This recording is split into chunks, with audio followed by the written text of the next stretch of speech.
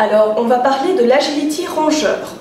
L'agility rongeur, qu'est-ce que c'est? Alors en fait, il y a pas mal d'années, j'étais allée avec des amis à une grosse expo au Royaume-Uni et on avait découvert qu'ils faisaient de l'agility pour rats et de l'éducation pour rats. Alors ça nous a vraiment époustouflés et on s'est dit on va ramener l'idée chez nous. On a fini par recruter du monde au fil des années. On en a fait une discipline, notamment au niveau des souris, où ça a pas mal marché avec la phare. Mais on a le parcours d'agility à chaque expo et on a essayé avec des rats, des hamsters, des souris, des gerbilles et finalement ce sont les gerbilles qui sont les plus réceptives, ça marche vraiment très très bien. Aujourd'hui je vais vous montrer un petit peu toutes les prises qu'on a fait au fur et à mesure des années. Vous allez voir aussi que le parcours a pas mal changé. Le dernier qu'on a, le parcours bleu que vous allez voir, c'est un parcours qui a coûté cher mais qu'on a voulu faire pour durer. Je vais vous expliquer un petit peu les bases de l'agility, les bases de l'entraînement. On y va? C'est parti! Alors l'agility, qu'est-ce que c'est? L'agility, c'est comme le sport pour les chiens, c'est-à-dire que vous avez un parcours d'obstacles que l'animal doit franchir. Alors chez le chien, le maître n'a pas le droit de le toucher parce que le chien apprend les ordres. Chez les rongeurs, on va fonctionner différemment. Alors, il y a deux possibilités, soit on guide l'animal avec les mains pas trop serrées, mais pour qu'il sache vers quel obstacle se diriger. On fait une ligne droite, comme ça le rongeur n'hésite pas trop non plus. Pour les rongeurs qui ont plus l'habitude, ça marche pas avec tous. On peut aussi le guider, mais en le faisant suivre nos doigts, plutôt que de le pousser vers l'avant, on le tire en fait. C'est vraiment deux méthodes séparées et je vais pas dire qu'une est meilleure que l'autre. Il faut voir avec son animal ce qui marche le mieux, ça dépend vraiment. Généralement les hamsters, ça marche mieux de les pousser que de les tirer. Si on les tire, ils vont aller un peu partout. Alors, la règle numéro 1, évidemment, c'est de ne jamais forcer son animal. Si vous voyez que ça va vraiment pas, qu'il a peur, qu'il essaye de partir, on arrête, c'est pas la peine. Alors, comme pour les chiens, on va travailler d'abord des petits bouts de parcours, éventuellement essayer obstacle par obstacle. Ce qu'on peut faire quand le rongeur ne connaît pas le parcours, c'est éventuellement le guider plus ou moins sur la ligne droite et s'il évite un obstacle, on le laisse éviter pour le moment. On reprendra cet obstacle-là plus tard. Pour le moment, c'est pas la peine de le forcer, c'est histoire de l'accoutumer à tous les obstacles un par un. Évidemment, on récompense l'animal quand il a fini son parcours, qu'il a bien bossé, éventuellement après un ou deux parcours, quand l'animal commence vraiment à s'habituer. Alors les récompenses, ça peut être un tas de choses. Il y a pas mal de gens dans les rats qui bossent avec une seringue sans aiguille, avec une solution un peu sucrée dedans, ou de la banane écrasée, ou ce genre de choses. Ça marche particulièrement bien. Attention avec les hamsters nains qui ont tendance à être diabétiques et avec lesquels on ne peut pas utiliser du sucré. Comme le reste, ça dépend de chaque animal. Regardez ce que votre animal aime bien comme friandise, quelque chose qu'il mange en sortie aisément, quelque chose qui est tout petit parce qu'évidemment il ne faut pas commencer à lui faire manger des grosses quantités et vous lui donnez ça en récompense. Donc une fois qu'il est accoutumé aux obstacles, on commence à faire des lignes droites assez courtes avec les obstacles qu'il passe facilement.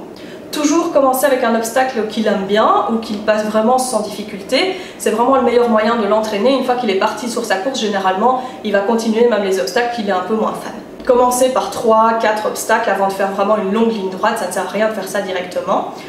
Vous allez voir que dans nos vidéos, nous en général, on fait un U. C'est plus pratique en expo, comme ça tout le monde autour de la table peut voir. En général, les enfants aident en mettant les mains à gauche, à droite. Ne commencez évidemment pas avec un parcours aussi grand, ça sert à rien. Vous n'allez jamais récompenser l'animal parce qu'il ne va jamais réussir à le faire aussi vite.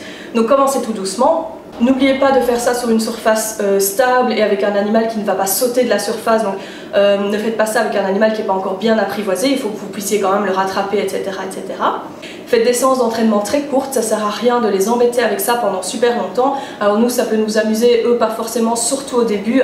Au bout d'un moment, ils ont plus l'habitude, donc c'est beaucoup plus marrant. Vous faites une fois, deux fois, et puis vous le laissez courir en liberté, ou vous lui donnez une friandise, vous le gardez un peu sur vous, selon ce que votre animal aime bien.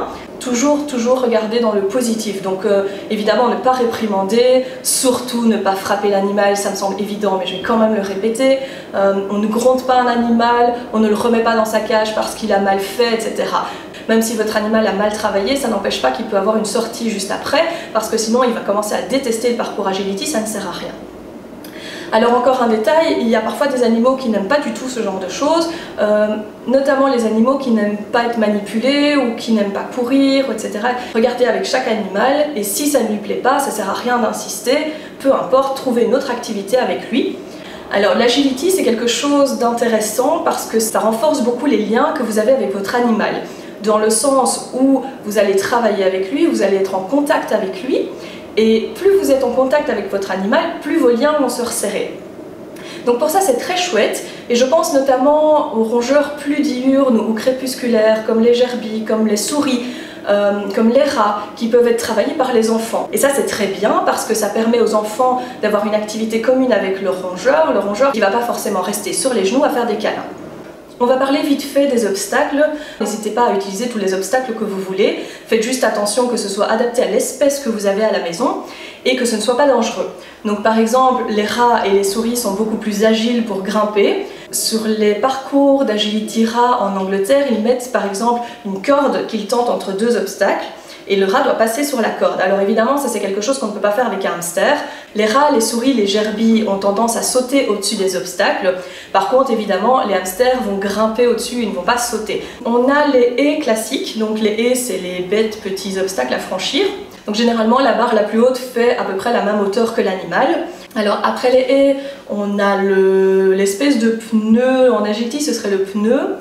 Alors soit on peut mettre un rond tenu dans un cadre, soit ici vous voyez qu'on a vraiment un cadre plein en bois avec le rond troué au milieu. Même principe, à part qu'il ne voit pas devant lui, donc c'est beaucoup plus difficile à passer au début. Il ne faut pas hésiter à l'inciter en mettant de la nourriture à travers le trou pour le faire passer l'obstacle. On a un slalom. Au départ, on avait fait comme pour les chiens, donc c'est-à-dire juste des piquets où il fallait guider l'animal. C'était trop difficile pour les animaux qui n'avaient pas de pratique. Et ce qu'on voulait au départ, c'était que tout le monde puisse essayer avec son animal. Du coup, c'était trop compliqué. On a opté pour un slalom rigide et dirigé, donc c'est-à-dire que l'animal était obligé de passer par cet endroit-là, sauf s'il sortait de l'obstacle. On a remarqué aussi que le slalom basique avec les tiges fonctionnait beaucoup mieux sur les souris que sur les hamsters. Ensuite, on a une balançoire. La première fois, bien mettre les mains contre l'animal pour passer la balançoire, le temps qu'il s'habitue. Au bout d'un moment, vous allez voir, il s'habitue très vite. On a une passerelle. Alors sur les souris, ça marche très bien, sur les hamsters, ça marche pas du tout.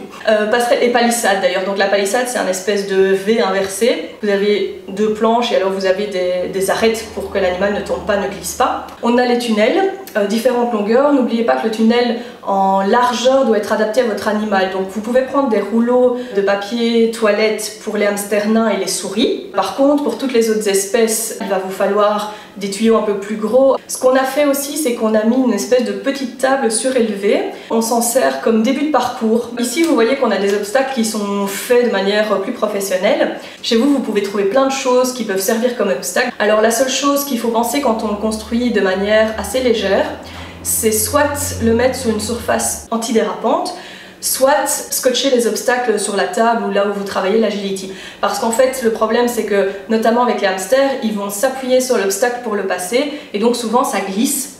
Je vous laisse avec des images de l'agility qu'on a fait au fil des années avec différentes espèces. Je vais mettre chaque fois l'année, comme ça vous repérez un petit peu l'évolution du parcours, l'évolution des techniques.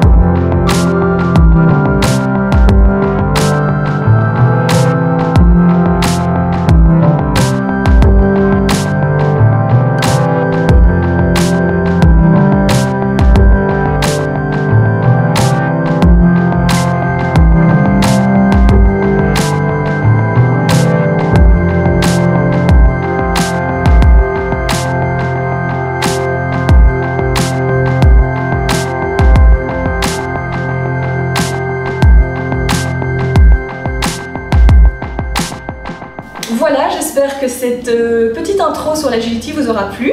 N'hésitez pas à essayer chez vous et à nous dire si vous essayez, à nous montrer ce que ça donne. N'oubliez pas que le travail régulier, c'est ça qui va faire que votre animal va prendre du plaisir à le faire et il va s'améliorer et que ça va être sympathique pour vous et pour lui. Vous pouvez nous poser toutes les questions que vous voulez en commentaire sous la vidéo, on essaiera d'y répondre. N'oubliez pas de vous abonner, de partager nos vidéos et de liker toutes nos vidéos. Alors vous êtes déjà passé 450 aujourd'hui. Sachant qu'on a une super surprise pour vous, à 500 abonnés, on vous fait un nouveau giveaway surprise. On y est presque, donc on compte sur vous pour y arriver. C'est pour bientôt! Moi, je vous retrouve dans la prochaine vidéo et je vous dis à bientôt! Ciao, ciao!